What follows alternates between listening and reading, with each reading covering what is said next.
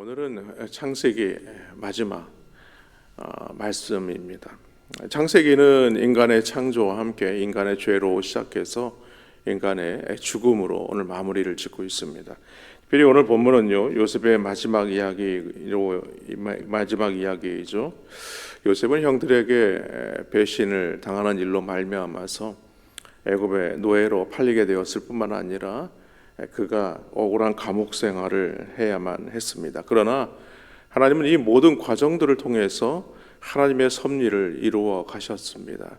그를 애굽의 총리로 세우게 되죠. 그리고 이제 아버지 야곱이 죽은 후에 형들은 요셉이 혹시나 자신들에게 복수는 하지 않을까 두려움에 빠지고 말았습니다.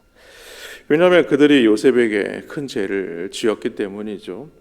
동생을 죽이기 위해서 구덩이에 던져놓게 되고 애굽의 노예로 팔게 되고, 또 그것도 모자라서 그 아버지 야곱에게 동물에게 해를 당하여서 죽게 되었다 라고 거짓으로 이야기를 하기까지 했습니다.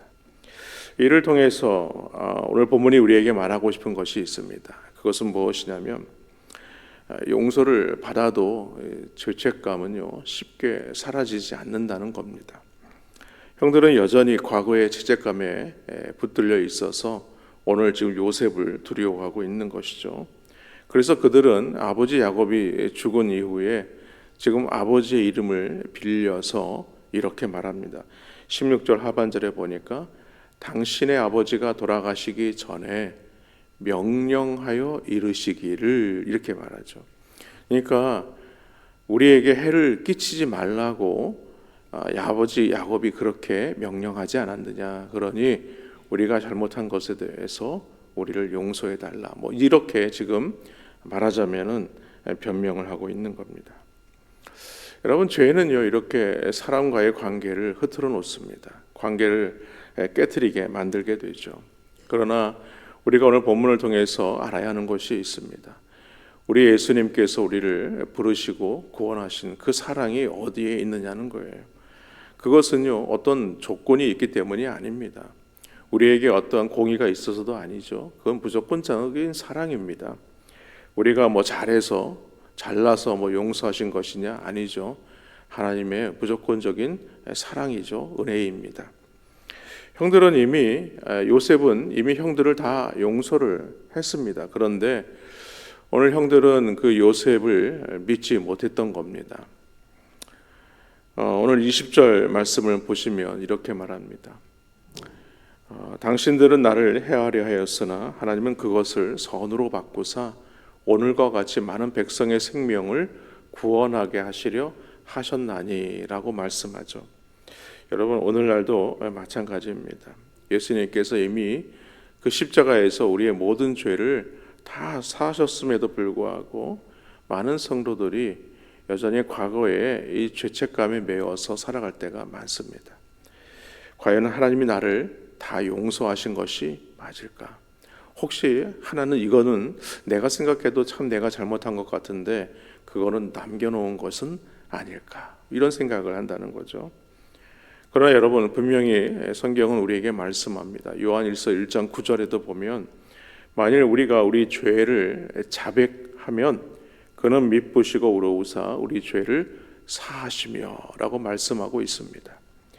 그러므로 십자가는요 완전한 용서를 주시기 위한 하나님의 은혜의 방편이 된다는 사실을 믿으시기를 바랍니다. 또한 오늘 말씀을 통해서 우리에게 알 수 있게 하는 말씀이 뭐냐면, 하나님은 악까지도 선으로 바꾸신다는 것이죠. 예전에 그런 일이 있지 않았습니까? 요셉 앞에 오늘 그 형들이 와서 엎드리는 장면이 나옵니다만, 그러나 그것은요 오래전에 요셉이 꾼 그 꿈이 성취되는 그 사건이라 할 수 있습니다. 어린 시절에 요셉이 형들에게 자기의 꿈을 설명하면서 형들의 곡식단이 자신에게 와서 절을 할 것이다 라는 그 이야기를 하게 되죠. 결국에는 형들이 그 동생 요셉을 보면서 얼마나 당돌합니까?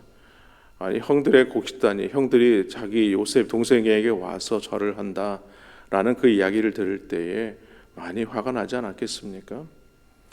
그런 이유로 형들의 분노를 산 적이 있었죠. 결국에는 그 일 때문에 요셉이 하나님의 섭리이지만 애굽의 노예로 팔려가는 그런 일이 일어나게 된 것입니다. 하지만 결국 하나님의 뜻이 이루어졌을 때에 요셉은 놀라운 말을 합니다. 그 놀라운 말이 뭐냐면 내가 하나님을 대신하리이까.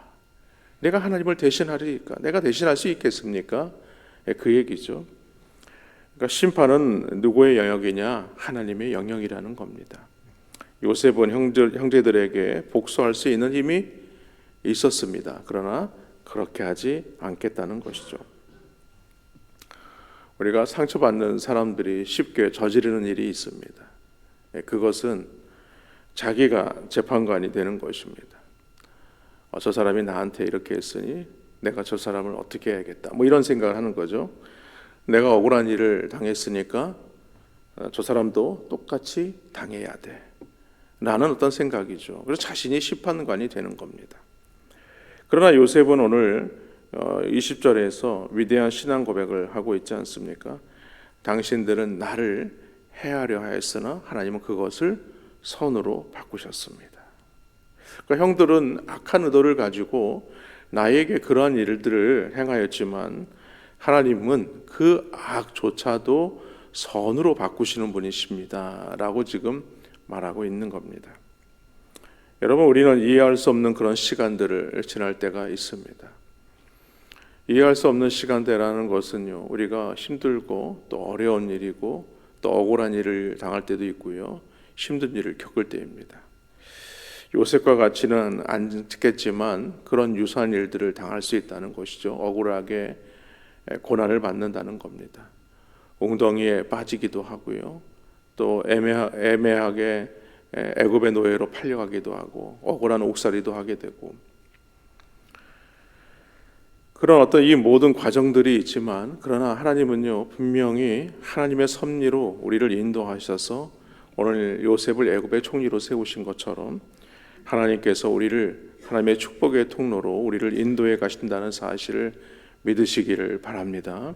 그러나 여러분, 우리가 어떤 죄를 지어서 그런 일들을 당하면 안 되겠죠.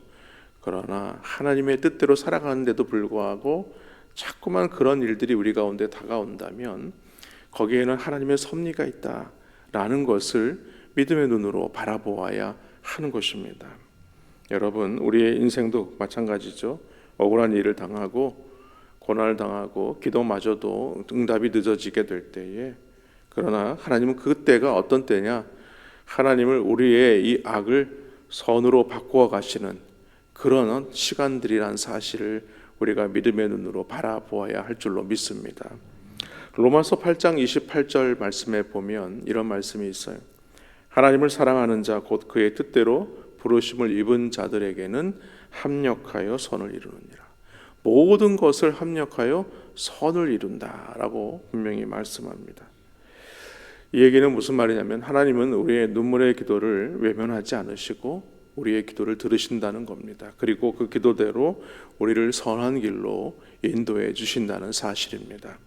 요셉이 죽기 전에 오늘 믿음의 유언을 남기게 되죠.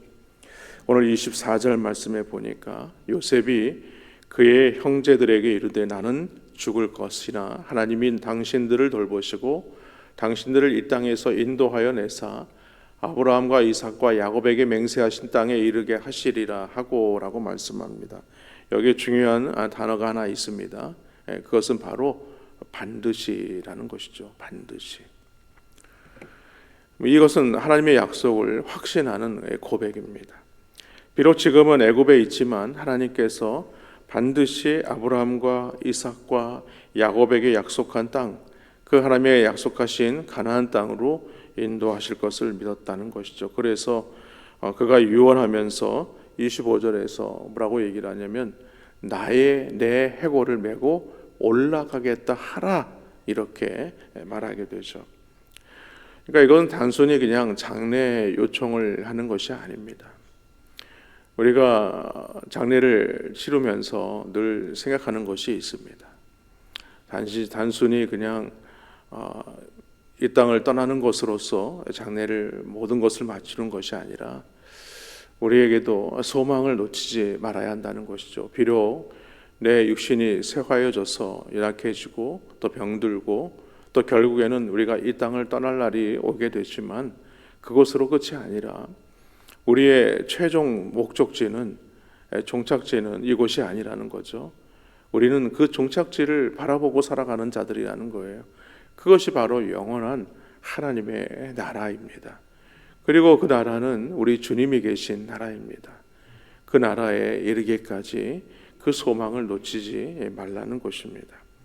다시 말해서 우리는 하나님의 약속을 붙들면서 살아가는 자들이 되어야 한다는 말씀입니다. 여러분, 세상을 의지하는 사람은요, 눈앞의 현실만 바라보면서 살아갑니다. 그러나 하나님을 믿는 사람들은 하나님의 약속을 바라보는 자들입니다. 요셉은 죽어가면서도 하나님의 약속을 지금 붙들고 있는 것이죠. 결국 훗날에 출애굽할 때에 모세가 이 요셉의 또 유고를 가지고 나오게 됩니다. 하나님의 약속은요, 결코 사라지지 않습니다. 반드시 이루어진다는 사실을 믿으시기를 바랍니다. 결국 오늘 창세기의 대단원의 막을 내리면서 창세기는 창조로 시작해서 결국엔 죽음으로 끝을 맺고 있지만, 그러나 말씀은 이것으로 끝이 나는 것이 아니라 계속해서 구원의 여정으로 이어지고 있습니다. 바로 그 말씀이 출애굽입니다. 여기서 하나님의 열어가시는 이 구원의 여정이 결국에는 어디까지 이어지게 되는가? 바로 우리를 구원하신 예수 그리스도에게까지 이루어지고 있는 것입니다. 오늘 요셉은 예수님의 그림자와 같은 것입니다. 형제들에게 버림받고 고난을 당해야 했지만, 그러나 결국에는 자신을 해한 자들을 그 십자가에서 다 용서하셨습니다.